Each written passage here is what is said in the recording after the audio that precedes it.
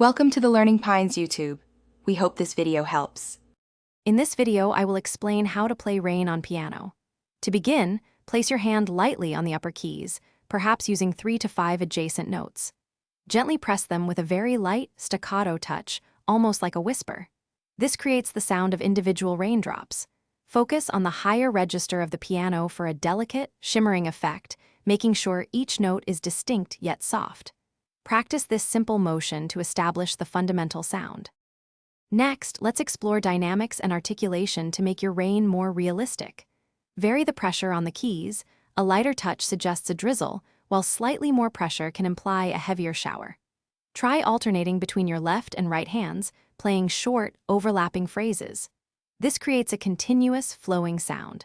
Experiment with both staccato for sharp drops and a very light legato for a softer, more sustained effect, mimicking different droplet sizes.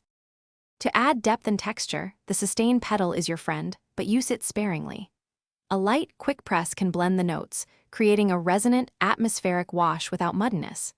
For a subtle touch of distant thunder, introduce occasional, very soft low notes in the bass register. You can also play clusters of notes in different octaves simultaneously, perhaps 3 or 4 notes, to build a richer, fuller sound, simulating a heavier downpour.